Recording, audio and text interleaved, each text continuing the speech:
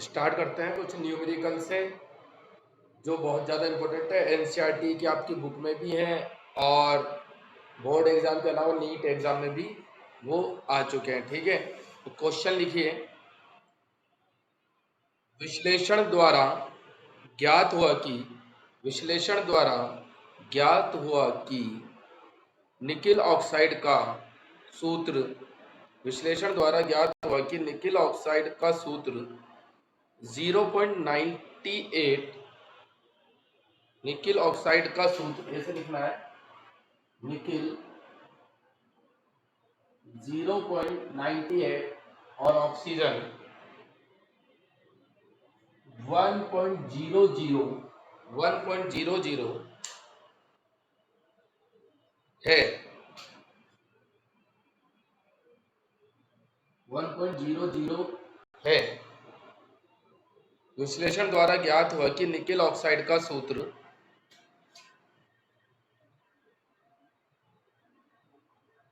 NCERT में भी है ये और नीट उड़ीसा में 2019 में भी आ चुका है। विश्लेषण द्वारा ज्ञात हुआ कि निकिल ऑक्साइड का सूत्र Na 0.98 ऑक्सीजन 1.00 है। निकिल आयनों का कितना अंश निकिल आयनों का कितना अंश Na2 प्लस और Na3 प्लस के रूप में विद्यमान है। निकिल आयनों का कितना अंश Na2 प्लस और Na3 प्लस के रूप में विद्यमान है।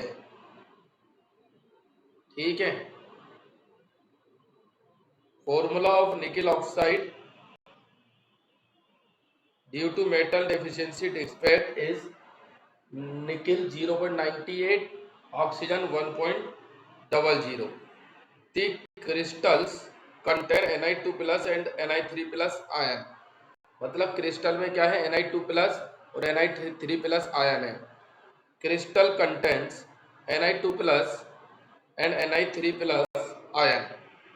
The fraction of nickel existing as Na2 plus ion in the crystal is Na2 plus and Na3 plus ion in the crystal is। मतलब ये क्वेश्चन आपने लिख लिया होगा कि विश्लेषण द्वारा ज्ञात हुआ कि निकिल ऑक्साइड का सूत्र Na 0.98। विश्लेषण द्वारा ज्ञात हुआ कि निकिल ऑक्साइड का सूत्र Na 0.98 ऑक्सीजन 1.00 है। निकिल आयनों का कितना अंश निकिल आयनों का कितना अंश निकिल आयनों का कितना अंश Na2 प्लस और Na2 प्लस और Na3 प्लस Na2 प्लस और Na3 प्लस के रूप में विद्यमान है। ठीक है, जिसने नहीं लिखा है वो बाद में लिख लीजिएगा दूसरे की कॉपी में से। अब देखिए, अपने को क्या मानना है कि ये निकिल ऑक्साइड जो है और उसमें निकिल, देखिए वैसे अगर इसमें कोई डेफिशिएंसी नहीं होती तो रेशियो क्या था, 1:1। मतलब निकिल भी एक ही है और ऑक्सीजन तो 1:1 होता, लेकिन यह रेशियो क्या हो गया, थोड़ा बिगड़ गया। तो कैसे बिगड़ गया कि निकिल में कुछ Na2 प्लस आ गए और कुछ Na+3 आयन आ गए। तो अपन इसे सोल्व कैसे करेंगे। माना Na2 प्लस आयनों की संख्या कितनी है, x। जैसे लिख लीजिए, let Na2 plus ion is x। ठीक है,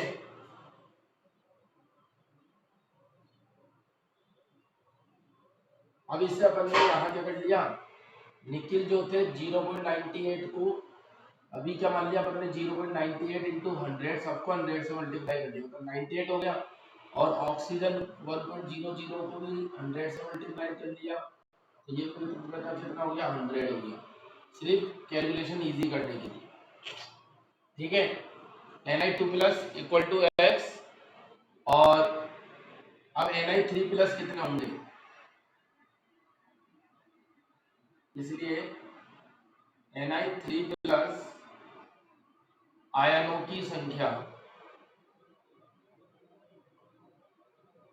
number of Na3 plus ion total है 98, निकिल टोटल है 98, उसमें से 2 प्लस वाले X मान लिए, 3 प्लस वाले कितने होंगे, 98 माइनस X, कितने हो जाएंगे, 98 माइनस X, ये 3 प्लस वाले हो जाएंगे। ठीक है, अब क्या करेंगे, इनका Na2 प्लस और Na3 प्लस का परसेंटेज निकालने के लिए यहाँ पर करेंगे दोनों के आवेश की तुलना कर देंगे, निकिल पर कुल आवेश बराबर ऑक्सीजन पर कुल आवेश, निकिल पर आवेश इक्वल टू ऑक्सीजन पर आवेश, निकिल पर आवेश बराबर ऑक्सीजन पर। अब निकिल दो तरीके के, Na2 प्लस वाले तो X है और Na3 प्लस वाले कितने 98 माइनस है, तो अपन क्या लिखेंगे 2x, 2x है ना, मतलब Na2 प्लस, मतलब x जो निकिल है, x संख्या में जो निकिल है ऊपर कितना आवेश है, 2 आवेश है, तो 2x हो गया प्लस 98 माइनस x पर कितना आवेश है, इतनी संख्या वालों पर 3 आवेश है, 3 लिख दिया, इक्वल टू ऑक्सीजन पर कितना आवेश है, ऑक्सीजन पर 2 आवेश होता है और ऑक्सीजन कितने 100। ठीक है बेटा, तो कर दिया मल्टीप्लाई बाय 100, अभी से सोल्व कर लीजिए, 2x प्लस 98 को 3 से मल्टीप्लाई कर रहे हैं, 8 3 जा 24, 2 आ गया 294 आ गया, माइनस 3x इक्वल टू 200। ठीक है, अब क्या करेंगे अपन, 2x minus 3x 200 minus 294 minus x equal to minus 94, x की संख्या कितनी आ गई, 94 आ गई, x कितना आ गया, मतलब 2 प्लस वाले कितने 94 है, 98 में से कितने बेटा 94 है, तो इसकी प्रतिशतता कितनी निकालेंगे, Na2 प्लस का अंश, फिर यहाँ लिखेंगे अपन Na प्लस 2 का अंश। ठीक है, Na2 प्लस का अंश कितना होगा 94 है, टोटल कितने थे 98 में से 94 आए इंटू 100, जैसे मार्क्स के लिए निकालते हैं ना, 98 में से मान लो 94 आए। ठीक है, तो कितना प्रतिशत आ जाएगा ये 98 अपॉन 94 अपॉन 98 इंटू 100, ये आ जाएगा अपना 96%, 96% आ जाएगा। और Na3 प्लस कितना आएगा, Na प्लस 3 आ जाएगा, टोटल 100% होता है तो 96 तो ये आ गया, ये आ जाएगा 4%। ठीक है, ये लिख लीजिए, सब नोट कर लीजिए। तो नेक्स्ट क्वेश्चन में बोल रहा हूँ, वो भी बहुत ज्यादा इंपॉर्टेंट है।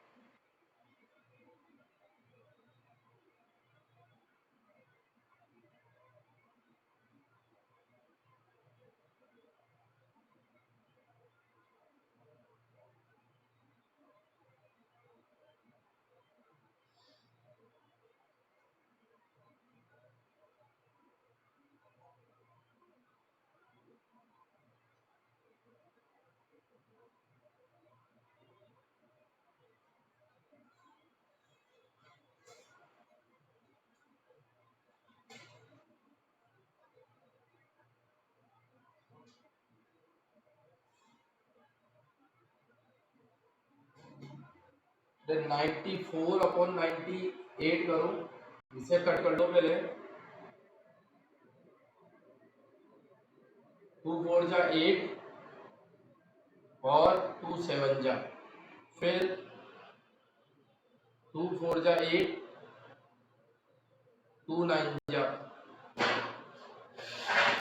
ठीक है।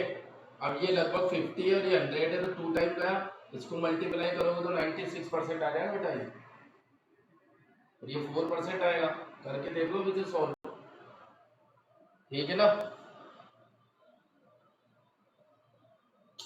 अब लिखिए नेक्स्ट क्वेश्चन। नेक्स्ट क्वेश्चन लिखिए, यदि अष्टफलकीय रिक्ति की त्रिज्या r हो, यदि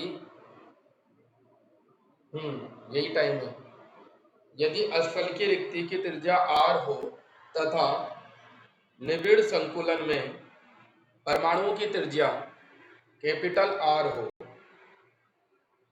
यदि अष्टफलकीय रिक्ति की त्रिज्या स्मॉल r है, यदि अष्टफलकीय रिक्ति की त्रिज्या स्मॉल r हो तथा निबिड़ संकुलन में परमाणुओं की त्रिज्या कैपिटल R हो, तब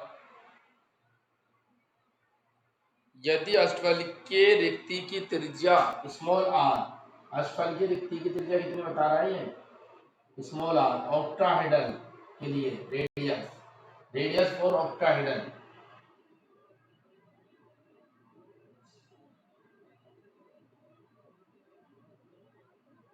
यदि अष्टफलकीय रिक्ति की त्रिज्या स्मॉल r हो तथा निबिड़ संकुलन में परमाणु की त्रिज्या कैपिटल R हो, निबिड़ संकुलन में परमाणु की त्रिज्या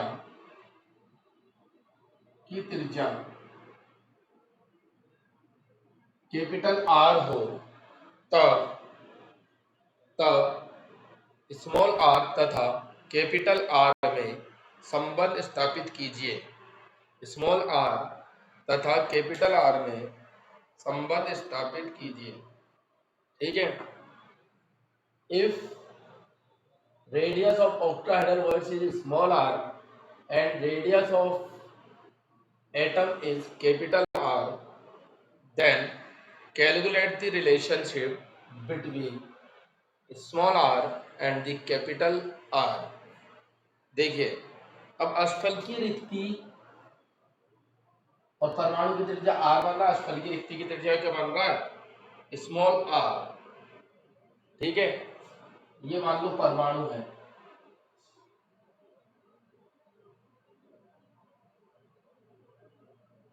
ये परमाणु है और इनके बीच बनी ये रिक्ति क्या हो गई, ये रिक्ति हो गई मान लीजिए अष्टफलकीय रिक्ति R, ठीक है। अब देखिए ये ट्राइंगल अपन ने ले लिया, यदि ध्यान से देखिएगा, इसे मान ले A, इसे मान ले C, इसे मान ले D, ठीक है।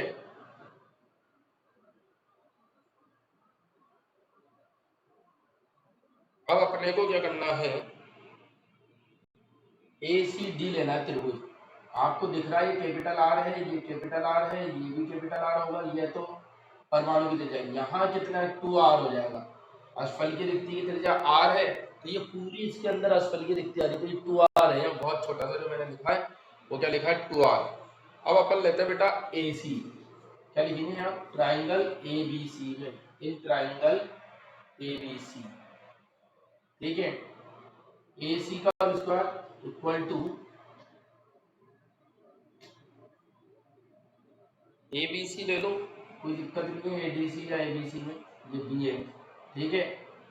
AB का होल स्क्वायर प्लस BC का whole square, AC square equal to, third है ना ये डायगोनल, AB और BC को क्या मान लो अपन, वही R मानने से भुजा मतलब ये घन हो जाएगा, इस तरीके से पूरा बनाएंगे तो A square plus A square, AC square equal to क्या जाएगा 2A स्क्वायर, और AC स्क्वायर रहेगा ना, तो यहाँ ए सी आ जाएगा तो ए सी इक्वल टू क्या आ जाएगा बोलो, ए सी इक्वल टू जब रूल लगा दिया सामने वाले पे तो ए सी रह जाएगा और ए सी इक्वल टू क्या आ जाएगा बेटा, रूट टू ए। अब बात आ रही है ए की, ए क्या है, यहाँ से यहाँ तक की लंबाई है या यहाँ से यहाँ तक की लंबाई है, तो यहाँ दिख ही रहा है आपको कैपिटल 2r के बराबर होगी, ए इक्वल टू क्या आ जाएगा 2r के इक्वल हो जाएगा, होगा नहीं होगा। अब इसी तरीके से अपन ए सी को देखेंगे, ए सी ठीक है, तो ए सी आपको दिख रहा है ऐसे है ए सी, और ए सी में एक परमाणु ऐसे है कैपिटल आर वाला, और असफल की दिखती ऐसे आ रही है 2r वाली 2r, और एक परमाणु ऐसे है कैपिटल आर, ठीक है ना। तो ये अपना क्या हो जाएगा ए सी। तो ये ए और ये सी, तो ए सी की अगर अपन बात करें तो ए सी इक्वल टू कितना होगा, स्मॉल टू आर और capital two R, 2r plus 2r, ठीक है, बिल्कुल सिंपल है। इस ए सी की वैल्यू को यहाँ रख दीजिए, 2r plus 2r equal to √2, और ए की जगह क्या रहेगा बेटा 2r, आएगा नहीं आएगा, इस 2r को इधर ले आइए, 2r इक्वल टू √2 2r माइनस 2r, 2r equal to 2r common आ गया, यहाँ रह गया √2, ध्यान से समझिएगा √2, और ये 2r से 2r cancel, -1, 2r equal to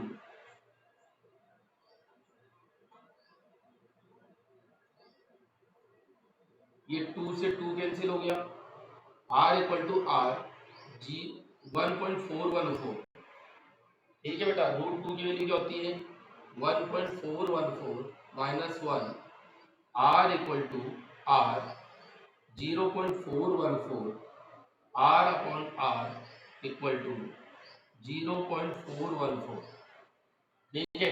तो ये r और r में रेशियो आ गया,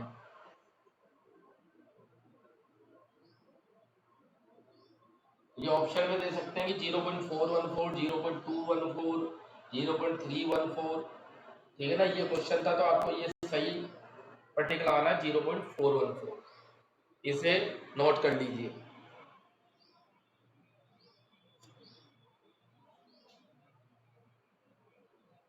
देखिए ट्रायंगल एबीसी लिया अपन ने, ट्रायंगल एबीसी में एसी डायगोनल हो गया, AB square equal to BC square, diagonal का पाइथागोरस इक्वेशन लगा दी, और ये जो लंबाई है A से B या B से C वो कितनी है A के बराबर है, दोनों को पुट करा वैल्यू निकाल ली, जैसे पहले भी निकाली थी, A इक्वल टू 2r दिख ही रहा है आपको भाई, AB या BC है ना, तो ये त्रिज्या रही ना इसकी परमाणु की त्रिज्या r, यहाँ आ रहे यहाँ आ रहे, तो ये भी r 2r के बराबर हो गया, तो ये A इक्वल टू 2r के बराबर हो गया।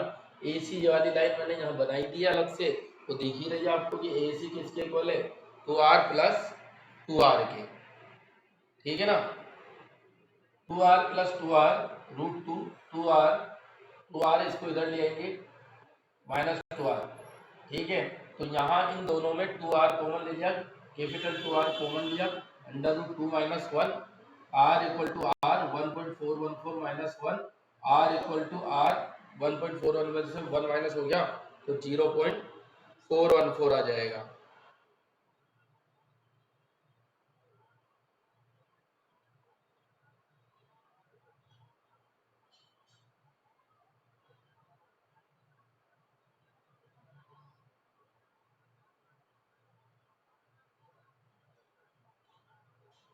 अरे ये ए नहीं दिख रहा क्या तुम्हें, ये ए लंबाई है ना ए से बी, ये ए है, और ए इक्वल टू कितना हो गया 2r हो गया ना, ये r है यहाँ यहाँ r है, ठीक है। अब नेक्स्ट क्वेश्चन लिखिए, बिल्कुल इजी है।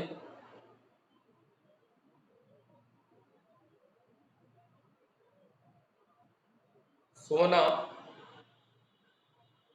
जिसकी परमाणु त्रिज्या 0.144 नैनोमीटर है, सोना जिसकी परमाणु त्रिज्या 0.144 नैनोमीटर है, फलक केंद्रित एकक कोष्टिका में क्रिस्टलीकृत होता है। फलक केंद्रित एकक कोष्टिका में क्रिस्टलीकृत होता है। इसकी कोष्टिका की कोर की लंबाई ज्ञात कीजिए। इसकी कोष्टिका के कोर की लंबाई ज्ञात कीजिए।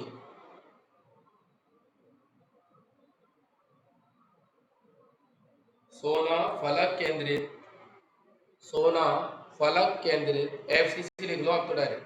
सोना जिसकी परमाणु त्रिज्या 0.144 नैनोमीटर है, 0.144 नैनोमीटर है। सोना जिसकी परमाणु त्रिज्या 0.144 नैनोमीटर है, FCC कोष्टिका में क्रिस्टलीकृत होता है।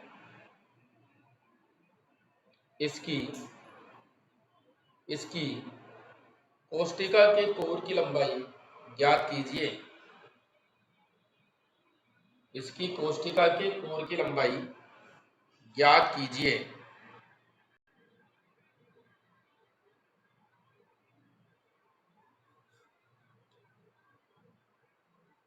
Gold present in FCC having atomic radii 0.144 nanometer crystallized in FCC. Calculate length of its edges. ठीक है, अब FCC में है और इसमें ऑप्शन कुछ इस तरीके से दे रखे हैं। 2√2 into 0.144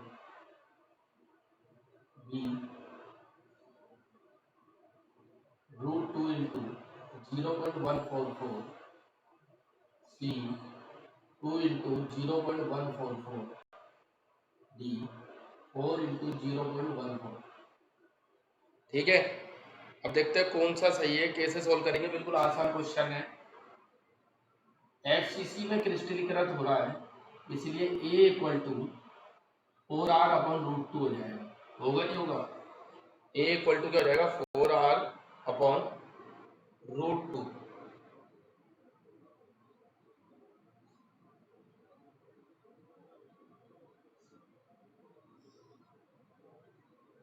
अब अपन इसे सोल्व कैसे कर सकते हैं? A इक्वल टू 4r पर नीचे √2 से मल्टीप्लाई कर दिया। यदि सीरीज सॉल्व करने के लिए ऊपर नीचे √2 से मल्टीप्लाई कर दिया तो क्या आ जाएगा? देखिए 4r इंटू √2 और ये बन जाएगा 2। 2 से 2 कैंसिल कर दो, 2 2 जा 4, तो क्या आ जाएगा? 2 ये r है 2√2r। ठीक है, बिल्कुल इजी है। A equal to 2 into √2 into r कितना है? r ये गिवन है 0.144। तो ये सही होगा आंसर, और पूरा आंसर आप निकाल सकते हो। √2 की वैल्यू है 1.414 होती है, तो क्या आ जाएगा आंसर? ये मल्टीप्लाई करके पूरा आंसर भी निकाल सकते हो, 0.414। ठीक है, तो ये नोट कर लीजिए। तो इस तरीके के कई कुछ न्यूमेरिकल और हैं, वो भी अपन सॉल्व करने की कोशिश करेंगे। बाकी जो थोड़े टिपिकल टाइप थे वो मैंने आपको आज की क्लास में सॉल्व करा दिए हैं। ठीक है ना। अब P and N type semiconductor के बारे में अपन देखेंगे, तो लिख लीजिए P type and N type semiconductor. P प्रकार के वे एन प्रकार के अर्धचालक।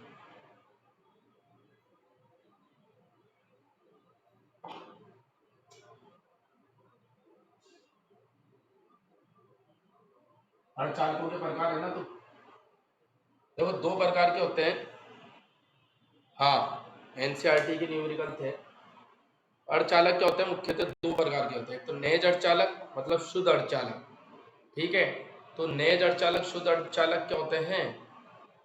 जो जिसमें किसी प्रकार की त्रुटि नहीं होती है, जिसको किसी प्रकार से अपमिश्रित नहीं किया जाता है, जैसे सिलिकॉन, जर्मेनियम, ये नेज अर्धचालक होते हैं।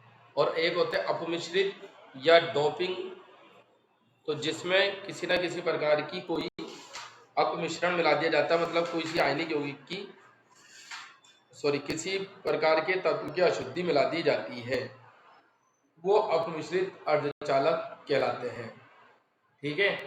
तो पहला लिख लीजिए, नेज अर्धचालक। नेज अर्धचालक इस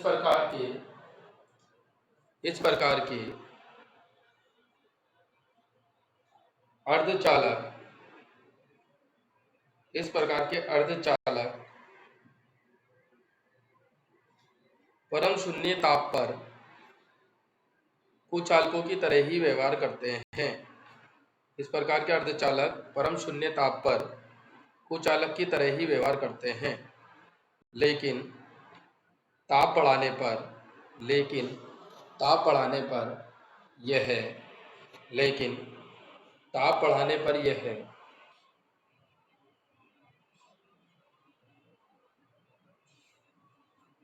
ऐसे लिखो, लेकिन ताप बढ़ाने पर इनकी चालकता में वृद्धि होती है। लेकिन ताप बढ़ाने पर इनकी चालकता में वृद्धि होती है।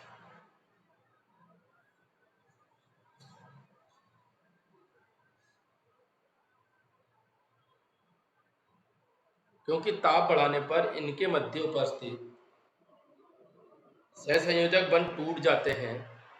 क्योंकि ताप बढ़ाने पर इनके परमाणुओं के मध्य, लिख लो, क्योंकि ताप बढ़ाने पर इनके परमाणुओं के मध्य उपस्थित सहसंयोजक बंध टूट जाते हैं और इलेक्ट्रॉन मुक्त हो जाते हैं, जिससे इनकी चालकता में वृद्धि होती है।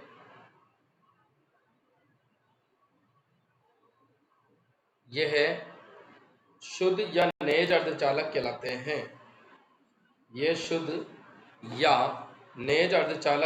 हैं।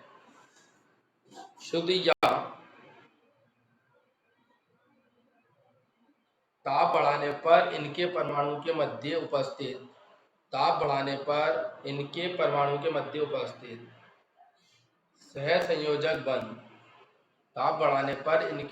के मध्य उपस्थित सहसंयोजक बंध टूट जाते हैं। ताप बढ़ाने पर इनके परमाणु के मध्य उपस्थित सहसंयोजक बंध टूट जाते हैं, जिससे इनकी चालकता में वृद्धि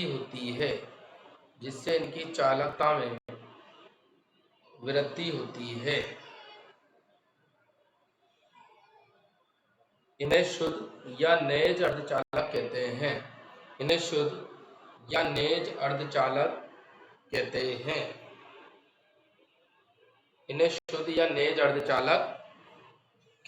हैं। जैसे सिलिकॉन,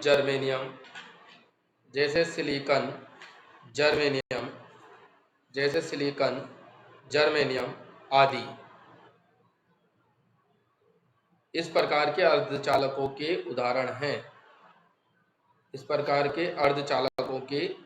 उदाहरण हैं। दूसरा लिखिए, अशुद्ध या डोपिंग अर्धचालक।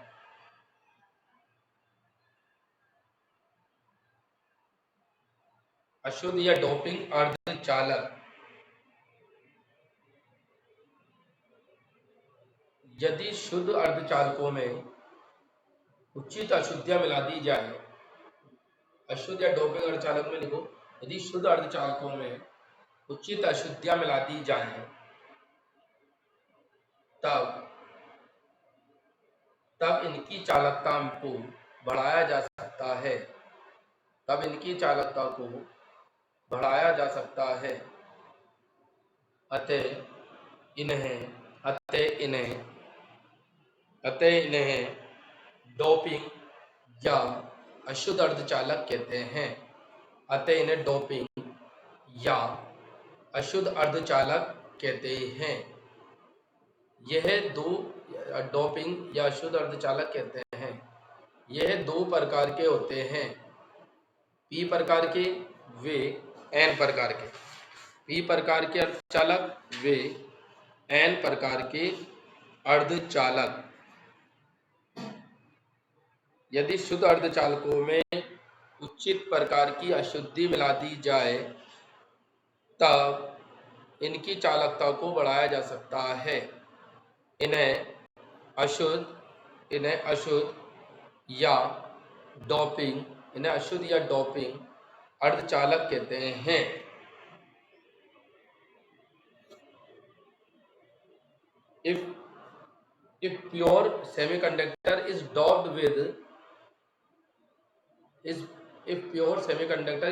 with any type of impurities, then it is called doping semiconductor or impure semiconductor or impure semiconductor. It is are of two type. ये दो प्रकार के होते हैं, पी प्रकार के अर्धचालक एंड एन प्रकार के अर्धचालक।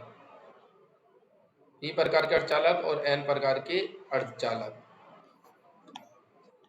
Thank you.